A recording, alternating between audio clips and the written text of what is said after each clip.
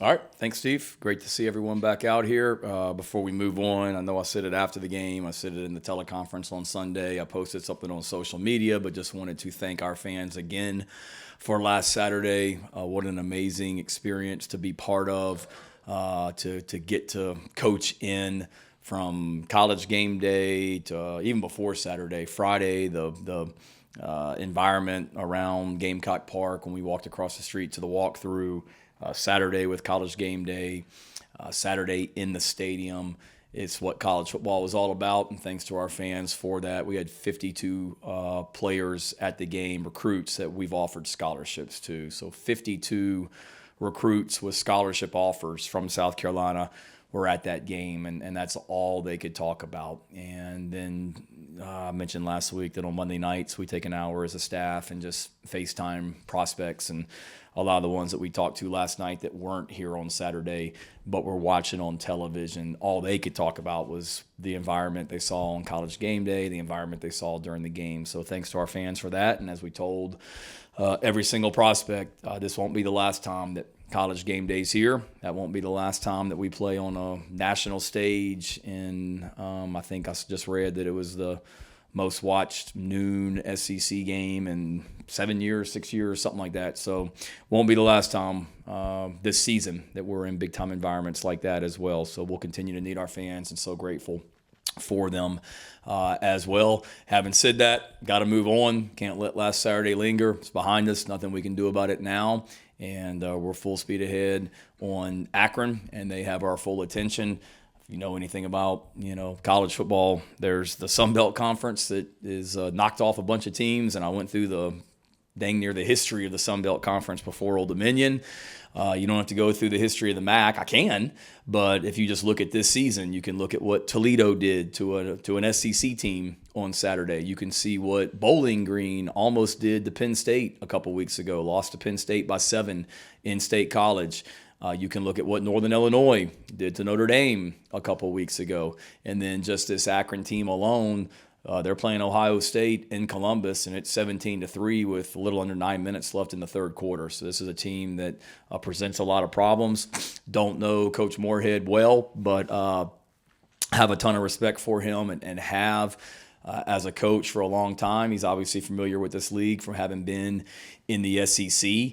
And then just I'm finding out more and more about him. I've always enjoyed watching his offenses, but just finding out more and more about him. I did not realize, you guys that have been here for a while, David will remember this one, the infamous Papa John's Bowl in Birmingham in 2009. Coach Moorhead was, I believe, the offensive coordinator for Connecticut that day. And found out last night, I didn't even know this, that he and Clayton White worked together at Connecticut. And Robbie Ashford just told me on the field that Coach Moorhead was his offensive coordinator when Robbie was at Oregon. So all kinds of things that I'm finding out about in addition to the respect that I already have for him as a coach. Enjoy watching his offenses, and he presents a unique style of football. Offensively, they're playing two quarterbacks, and not just like put one quarterback in the game and take the other one out, but put both quarterbacks in the game and run their offense. And it's a lot that our defense will have to prepare for. Coaches are thieves, so when it comes to two quarterback systems, I've seen some things that I like for us that, who knows, we may run this week that we stole from them. So they're really good from that standpoint. Defensively, they present problems. They play really, really hard. They made it really tough on Ohio State to run the football in the first half. And then special teams-wise, very aggressive, very opportunistic, attempt to block kicks when we kick field goals. Extremely aggressive trying to block our field goal, extremely aggressive trying to block punts, and they do a good job and have good players as well. So another challenge for us, it's opportunity number 4 for us, and had a good practice this morning, I thought, and didn't see any signs of Saturday lingering. Obviously, Saturday and Sunday was tough, no question about it, and but we're excited to get the opportunity to go compete again in Williams-Brice on Saturday night, which I know everyone's excited about as well, being across the street on Saturday night. Health-wise, certainly physical football game against LSU last Saturday. As we sit here on Tuesday, optimistic that all of our key guys will be able to play. Everybody did a little bit today to a certain degree, and I think they'll all be able to do degree more tomorrow, and then we'll see as we go as we get closer to Saturday from a health standpoint where we are. Questions? Shane, playing kind of a hypothetical after the injury report, but if Linares couldn't go or you guys elect to rest him, I'm assuming Robbie would be number one. Yeah, and we told Robbie and Davis they'll continue to compete this week, and Linares assures me he's good and will be ready to roll. But Robbie went into the LSU game as the second quarterback and came out of the LSU game as the second quarterback. He'll be better for it. Davis is someone that we have a lot of confidence in. There's no question about it, and we'll continue to develop everybody at every position. And where would Luke Doty fit in, if at all, to quarterback? He'd be in the mix as well. I think we'd be, dumb not to. And the thing with Luke all along, David, has been you go focus on receiver and special teams, but you're not getting too far away from quarterback. And Luke's a smart kid. I mean, he, we've gotten him some reps at quarterback periodically throughout the season already, and he doesn't, miss a beat when he goes in there. With Lenore saying that he'll be ready, do you guys have to, as a staff, training staff, coaching staff, whoever, have to maybe try to protect him from himself since there's still a longer season to play beyond just this week? Yeah, but we're trying to win a game Saturday night, and that's not going to be easy either. And I know it's easy to say, well, this is not an SEC team, and they're 1-2, and they lost to Ohio State and Rutgers. This team presents problems, and we've got to do what we have to do to win the football game on Saturday. But certainly we're always going to do what's best for our players and our football team. But we've got a bunch of competitors, and Saturday, Linares wanted to play in that game. I didn't think it was best for him or the team for him to finish the second half from a health standpoint. I just didn't think he was where he needed to be. So certainly if a guy's where he needs to be, and any position, quarterback or kicker or whatever, if they feel like they're where they need to be in order to play, and we feel like they're where they need to be, then we're going to get them out there for sure. Coach, with respect to you and your team moving on, did you receive any feedback from the SEC about the officiating from Saturday? I did. I know Coach Tanner had some conversations on Sunday, and typically if we send in plays each week, we usually get them back Monday night, and I got them back Monday night and watched. It's a video they send of the plays that we sent in, and then it's the plays sent back to you with a voiceover of the play, and received that last night about 9 p.m. I think you talked, it was either Saturday or Sunday, about needing, to get the run game more going outside of Rocket. How do you feel about how that's going this week, and how do you prepare to, try to get more guys in this week if you want to do that? Yeah, one, we got to be able to play more. And we've been in games where we felt comfortable with Rocket, not just because of Rocket's ability as a running back, but Rocket from a pass protection standpoint, he's really good. And we like him in there. We just have a lot of confidence in him. But the biggest thing, we were in a dogfight Saturday, Jack, and it's hard to take guys out. And we got other guys in there. I mean, other running backs played, and Oscar was in there some. But I've coached running backs at two different schools, and you can't just ask one guy to play 60, 70 plays every game at that position. He's going to get worn down. So, one, we've got to be able to get other guys in there, whether that's Oscar, whether that's Juju, whether that's Jawarn Howell, Matthew Fuller. All those guys Brad Dunn, all those guys have been on every trip with us. They went to Kentucky. They've been in uniform and dressed out every game. They've got to continue to come along, or we feel comfortable putting them in there. But we've also got to be willing to just throw them in there and let them continue to develop and get better as well. Shane, going back to Matt's question about the SEC response, did you feel satisfied at all by their response? And I mean, how you've got to, I guess you got to flush it one way or another to look forward to what's going on. What's the purpose of some of this if it really doesn't have any effect on what the outcome will be? I thought I was going to get off easy with my answer on the first one as well. Dang it. It doesn't matter kind of what I said or what I think.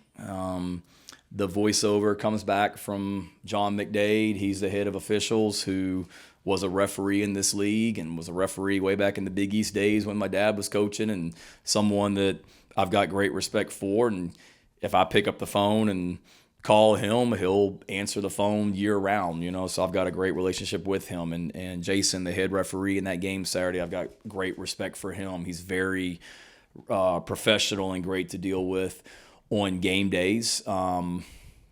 That's a lot of the times when we don't send in plays after a game, it's honestly thinking that, like, what's the point? I know they missed it, so why do I need to send it in as well? So we don't send in a lot of plays. We did this week because, frankly, there were a lot that I wanted some clarification on that I disagreed with or wasn't sure what they were calling or why this was a penalty. And some of them from Saturday were ones where we got flagged for this, but if we had done this, would we have still been flagged? Stuff like that, things that I'd had questions about. So there were some certainly that I maybe didn't like what he said, but I get it. There were some that I absolutely was on board with his response. And then there were a couple that, frankly, we can agree to disagree on some of them as well. But all good. I appreciate their responses and know that officials have a tough job. And there's a lot of plays in that game, and I'm sure LSU was upset with a lot of the things that maybe weren't called on their end. Who knows? But in the end, it's just like I told our team, officiating didn't decide the game. And were there some impactful plays? Absolutely. Absolutely. And more than in one game than I can remember. But at the same time, if we just do what we're supposed to do and not even put it in officials' hands, it's a whole different story. I guess speaking on those types of penalties, what do you do after a week like that in terms of the procedural stuff, the false starts, the offsides? Do you tweak anything in how you guys practice, anything you emphasize? What does that look like? No, we talk about it. We try and educate it. We've done different things around here, even in practice. And going back to last season, to be honest with you, we had some we wanted to be, I think 21 and 22, we were really good, one of the fewest penalized teams in the league. 23, we crept up and we weren't as good in 23. So one of the things I did this offseason was looked at the 10 least penalized teams in the country. And if I told you guys this previously, I apologize for repeating the story, but I just called the head coaches of 10 of the least penalized teams in the country and called Jim Harbaugh and called PJ Fleck and called, I'm trying to think who else, Tom Herman was down at FAU, and who else? Wake Forest was one of those, someone else. There were 5 of them that I talked to, and just, hey, what do you do in practice if you have a false start or you have an offsides? And we've tweaked some things that we do in practice when we have them than what we had done compared to what we had done last year. I think in a situation like that, it's really just trying to go back and educate, and clearly we have to do a better job. We had 2 offsides penalties that are maddening in critical situations, and one of them was before a 2-minute warning, where 2-minute timeout, I think that's the proper language, that they probably weren't even going to snap the ball. And it's stuff that we've practiced in August and walkthroughs, and we've talked about, hey, with the 2-minute timeout this year, it makes sense for teams to just run up to the line and try and draw you offsides because they don't have to snap the ball. Clearly, I didn't do a good enough job of conveying that in the walkthroughs because it happened to us on Saturday.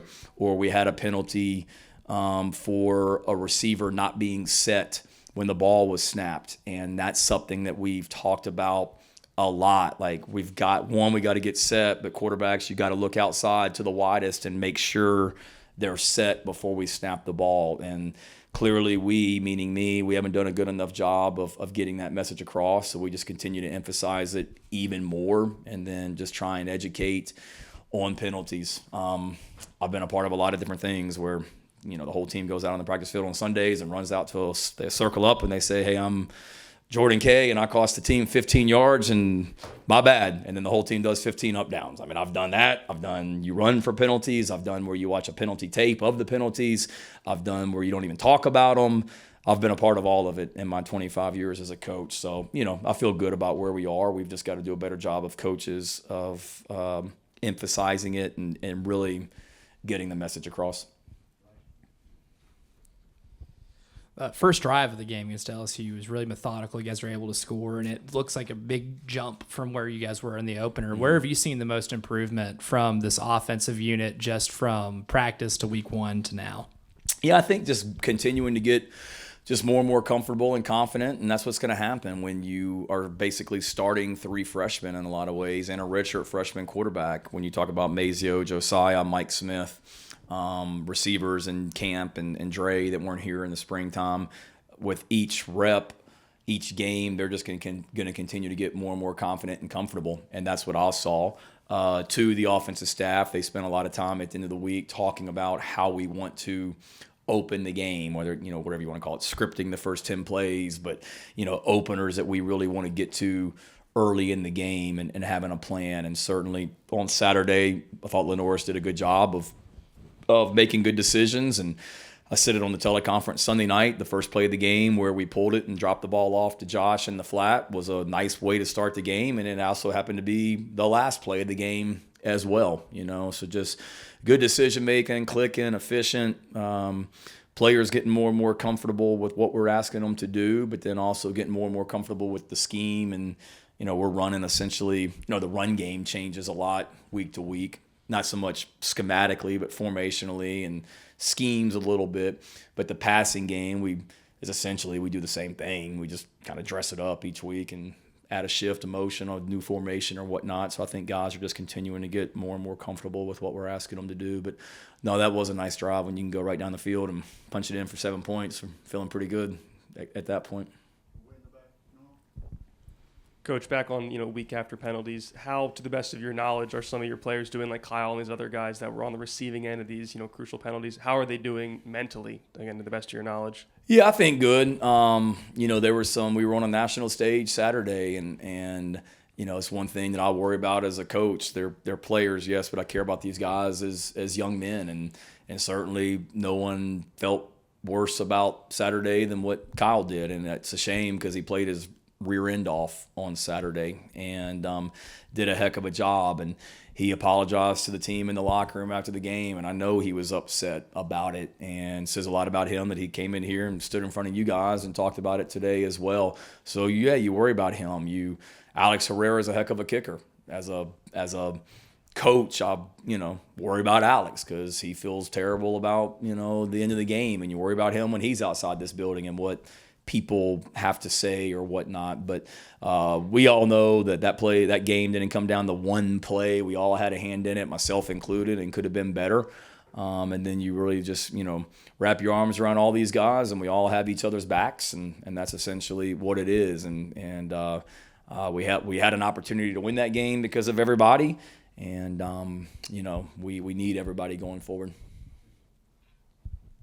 Hey, Coach. I was wondering what kind of problems does a team like Akron that runs a lot of non-traditional sets, especially on offense, present to a team that's otherwise kind of in the thick of conference play like you guys are? Yeah, it's different. The 2-quarterback thing they're doing really is unique. I mean, they're all over the place with that, and like I said, pretty cool some of the stuff they've done with it, and then the quarterback.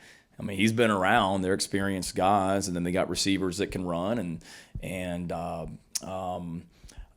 running backs that complement each other well. A tight end that's their leading receiver, so they present a lot of problems. And Coach Moorhead is an offensive guy, and it's why he got the head coaching job at Mississippi State, was because of the offenses that he was running at Penn State, and they were just lighting people up, So he's schematically, he does a great job, and they've got good players as well. So it's what we talked about as a team this morning, myself to the team in the team meeting, was our defense has really got to be, locked in on what's going on from a mental standpoint, because these guys can make you look silly in a second if you're not. I know last time you talked about him individually, you said Mazio, like something, just the lights go on and he's competitive. Just talking a little bit more about him and I guess what he brings as a player, as a person to this offense that's really just continuing to evolve week to week. Yeah, I just think kind of the same thing. He gets more and more confident. He's got a great competitive spirit about himself. He's physical in the run game, and that's what I love. When we're asking him to block, a lot of times you see receivers, but particularly freshman receivers, in high school they were asked to go get open and catch the ball, and now we're asking him to go in there and crack block on safeties that are or linebackers that are in the box, and he's going in there and he's throwing his body around, and he's really he's a lot like the rest of our freshman class, just mature beyond his years, and a great competitor, and just really enjoys playing the game. And I think you see that at practice, and you certainly see it on Saturdays. This is the last time you guys are going to play for 2 whole weeks. Is there one thing or maybe a couple things besides obviously winning the game that you kind of want to see from your team just going into the bye week to feel like you're kind of on track before a break? A win, honestly. Beyond that, certainly coming out of this game with a win, coming out of this game healthy, and really just, we've got. We talked about it as a team this morning that we're now, fourth of the way through the regular season. And after Saturday, we're going to be a third of the way through the regular season. And how quickly can we get better? And each day is getting closer and closer to the end of the regular season. So I'd love to come out of this game on Saturday healthy with a win, but also just really feeling like we've gotten better. And you're seeing signs of that. I just mentioned with some of the receivers and Fred Johnson, what he's as a freshman, he's doing a good job from a special teams standpoint. And David Busey's a true freshman playing on a lot of our special teams, and he continues to get better. So just really feeling that we've made progress. We came out healthy, and we won the game, most importantly. Hey, Shane, you mentioned in your opening comments about the excitement of playing the first game at Willie B. What's going to be your message to some of the young guys? I think it was last year there was a story about someone who really got a little maybe too caught up in the lights and sandstorm. What are some of the most interesting reactions you've seen from a young player their first time going through that? Honestly, nothing too crazy this year, I don't think, Rick.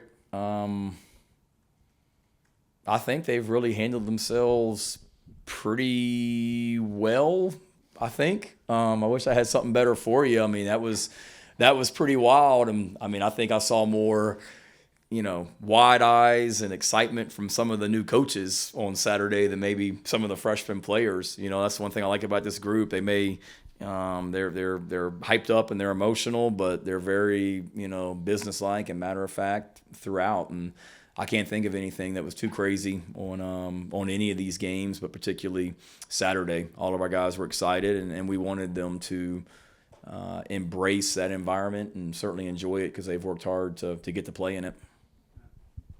You spoke about Alex. What do you say to him specifically this week so that the end of Saturday's game doesn't affect his confidence long-term going forward?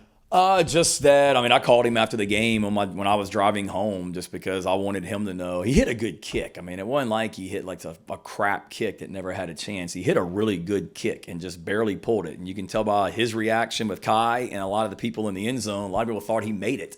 My wife was down in the tunnel, I think, and she thought he made it. And so he just hit a good kick. So my message to him was, one,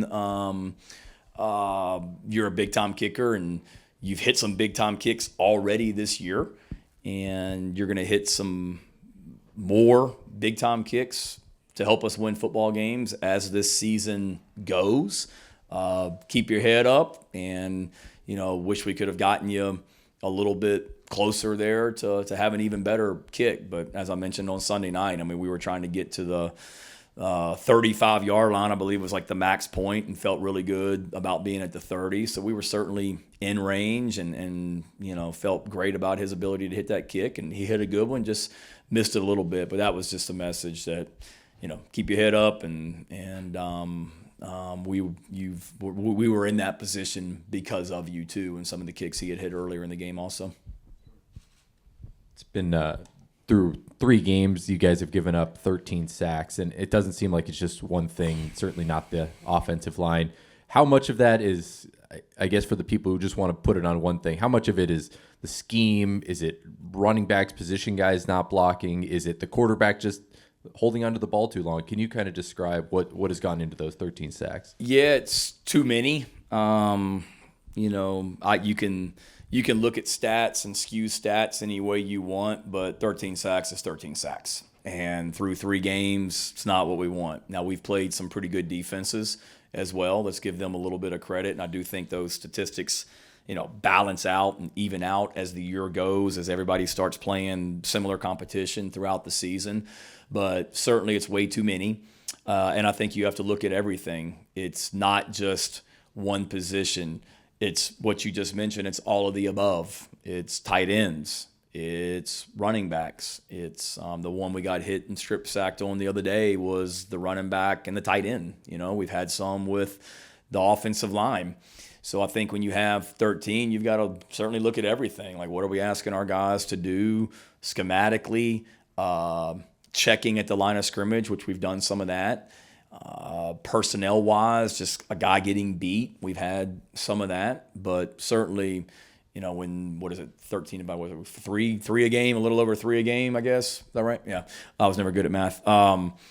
It's not a good figure. And that was one of the things that we said going into Saturday against LSU was we know what we've had too many negative plays against Missouri the last 3 seasons, and they've sacked us, and they did a good job on Saturday. But I think it's more, I wouldn't necessarily say it's a combination of everything. We've just got to do a better job, and certainly can't give up 3 a game on average.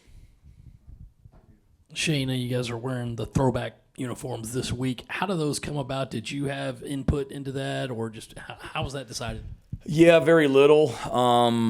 Larry Waters, our head of equipment, came to me.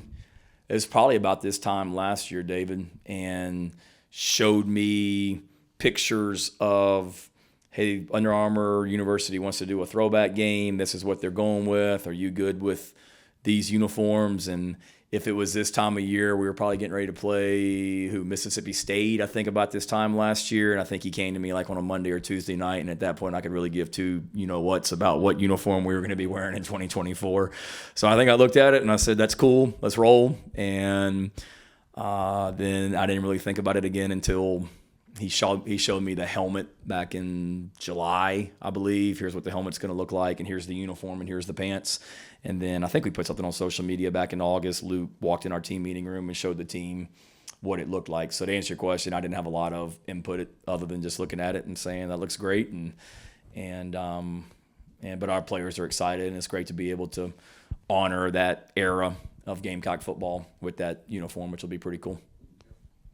Kind of random questioning here, but there's an online analytics company that measured Rocket and Lenoris running over 20 miles an hour.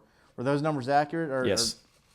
Or how? We had Lenoris at 20 point something, and we had Rocket at 21.1 is what we had. So we actually recognized him in the team meeting this morning. We had 4 players over 20 miles an hour on Saturday, and Rocket was our fastest at 21.1. So kudos to him. Who'll be the first to tell you he probably came in not the best physical condition when he got here. So kudos to him and our training staff and nutrition and strength and conditioning staff that he was able to do what he was able to do Saturday and run 21.1 miles an hour. Who were those other guys? Was Bengali Kamara one? Because there was one player where it looked like he was who? Kamara? I don't know if he was. It was him. It was King Ford was one of them. Mo Brown, I believe, was one of them. And there's another one. He's going to kill me because I can't remember who it was. I forget. If I'll let you know if I've still got the sheet in my office. If I am forgetting somebody, I'll let you know. And Kamar Bell, an offensive lineman, he had a personal speed best. He ran, I want to give some love to the big guys. He ran 18.6 miles an hour, which is pretty dang sporty for an offensive guard. That was going to be my guess, him or Torricelli. Yeah. For the other guys. Both those guys roll. I would have guessed Torricelli too because he can roll. All those guys can run. Josiah, Vershawn. I'll give Kaysen a little bit of credit. But yeah, Kamar, 18.6. So he was the team was excited about that too when we recognized him. With ball security, what are you seeing on tape over the last few weeks that has kind of been the result of these fumbles? And you, as a coach, how do you go about trying to coach that a little better to reduce that number? Yeah, that one's hard for me too because that's all we talk about. And in practice, y'all have been out there. We do some sort of, we call it turnover tackle circuit, but we call it, stiff arm, where you sideline and back. Y'all have seen us do that, and everybody works on stiff arming with ball security. And then the other one we call is called stumble bum, where you run and your hand goes down to the ground, and the defender is trying to pop it out.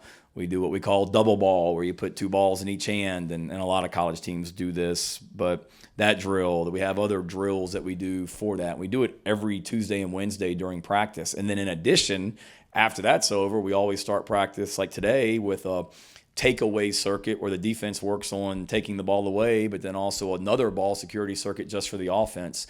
So we kind of going back to the penalties. We've just got to do a better job of emphasizing it. But to answer your question, I think, we've put the ball on the ground 7 times in the last 2 games. You're not going to survive doing that. And a lot of them is just, Dowd will tell you, and the quarterbacks will tell you, they've got to be better with their ball security, not hanging on to the ball too long in the pocket. And when you are in the pocket, making sure we're using the techniques that we want you to. When you are running it, make sure you're carrying the ball the way that we teach you to carry it. The one happened with Josh the other day. We'd love for that ball. If it was over there on their sideline, I think that ball was in his inside hand, if I'm not mistaken. And we teach, to get that ball in the outside hand, because the pursuit's coming from inside out. So just it's frustrating, but again, at the same time, it's something that we're emphasizing, but we've got to do a better job of emphasizing it for sure. Coach, I know you've had some other receivers emerge, but I was just curious, what does Nick Harbor look like on the practice field? I know you want to scheme for him, and I know defenses are aware of him. What does it look like out there Monday through Thursday with Nick Harbor? It looks like a guy that's working hard to continue to get better, and a guy that works hard to continue to learn what we're asking him to do, and a guy that's working hard to catch the ball consistently, just like all of our receivers are, and every player that we have. It looks like he's out there working really, really hard to be a great player, because it's very important to Nicholas to be a great receiver, and he's doing a really good job on special teams, covering kicks for us, and I was on the kickoff return team the other day and did some things on offense, and we'll continue to get better along with the rest of our guys. Thank y'all.